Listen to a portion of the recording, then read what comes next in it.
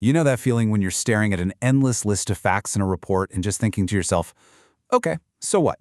Welcome to today's Explainer. We've all been there, right? Today, we are absolutely going to fix that. We're exploring how to build a rock-solid bridge between raw data and informed decisions by truly mastering the analytical report. If you want your work to actually drive action, this framework is a real game changer. So let's just dive right into the agenda. We're going to hit 5 key areas today: the analytical mindset, types of analytical reports, organizing your analysis, showing your work, and finally, avoiding analytical bias. All right, Section 1, the analytical mindset. This is all about moving from basic facts to actual meaning.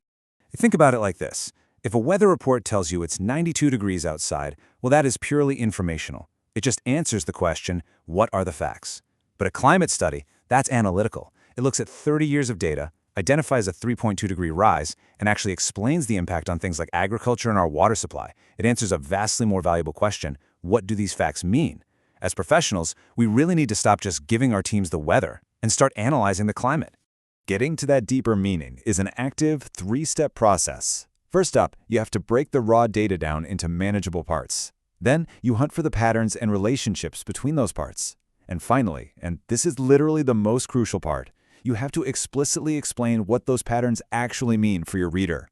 If you skip that last step, you aren't doing analysis. Following these 3 steps is exactly how you build that bridge from a giant pile of raw numbers to a smart, informed decision.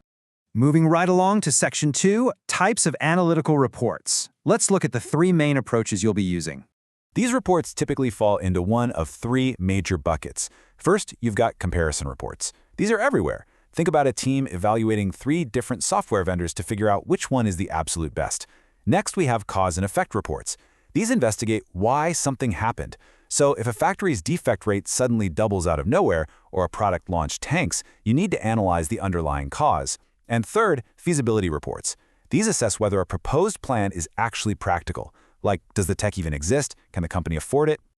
Now, the absolute backbone of any valid comparison report is your criteria.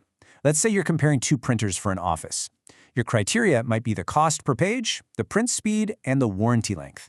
The rule of thumb you need to remember here is that your criteria must be specific, measurable, and highly relevant to the decision being made. Without strong criteria, your whole analysis is just kind of going to fall flat. Okay, Section 3, organizing your analysis. This is where we structure things so your reader can actually process them. When you sit down to write the body of your report, you essentially have 2 choices for how to organize your thoughts. You can use criteria-based organization, where you discuss one criterion, let's say cost, and immediately compare vendor A, vendor B, and vendor C side by side. Or you can use option-based organization. That's where you discuss a single vendor entirely as a complete package: its cost, its performance, its support, before moving on to the next vendor. Both are completely valid as long as you stay consistent. But here's a massive pro tip for you. Let the reader compare. Most professional reports rely on criteria-based organization because it makes direct comparison practically effortless. Think about it. If you organize entirely by option, you're forcing your reader to flip back and forth between pages just to remember what vendor A's cost was compared to vendor B. Honestly, it's best not to make your reader do that heavy lifting. Which brings us to Section 4, showing your work. We are talking precision over vague generalities here. Specific metrics matter immensely. A vague analysis might say a vendor is pretty expensive with decent support. But what does that even mean? It's totally subjective. A clear analysis, on the other hand, uses absolute precision. Vendor A costs $14,500, which is 38% higher. Their satisfaction score is 3.2 out of 5, and the response time is 48 hours. You see the difference? That replaces guesswork with concrete, measurable facts. And one of the most useful tools at your disposal for showing your work is the classic comparison table. If you're analyzing school event venues, for instance, a brilliantly simple table works wonders. With your criteria neatly stacked in rows and your options arranged in columns, a decision maker can instantly scan and see, oh, the downtown hotel holds 150 more people, but it costs way more and is 4.5 miles away. Visualizing data like this is just incredibly powerful for your reader. Finally, Section 5, avoiding analytical bias. This is really the ethical component of handling data. You have to ask yourself honestly, are you cherry-picking your data? Look, it's a very human temptation. If you're writing a report and you already know which option you secretly prefer, It is so tempting to only include the facts, numbers, and surveys that support your favorite choice, while just casually leaving out the metrics where your preferred option performed terribly.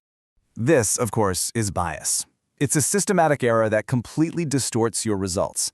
If you're hiding contradictory facts just to make one option look better, you're not writing an analytical report anymore. You're basically writing a marketing brochure. And when stakeholders catch on, and trust me, they usually do, it completely ruins the integrity of all the hard work you put into that analysis. So there's a fundamental golden rule to remember. Your job is to honestly inform the reader, not to just sell them on your favorite answer. A truly great analytical report presents all the relevant data, even the ugly numbers that work against the option you personally like best. You really just have to trust that providing the full, unvarnished truth is the absolute best way to help an organization make the right choice. So as we wrap up this explainer, and you get ready to tackle your next big project, I want you to ask yourself, how are you going to build that bridge from raw facts to the right decision? Will you just report the weather, or are you actually going to step up and analyze the climate? The data is out there waiting for you. How will you use it?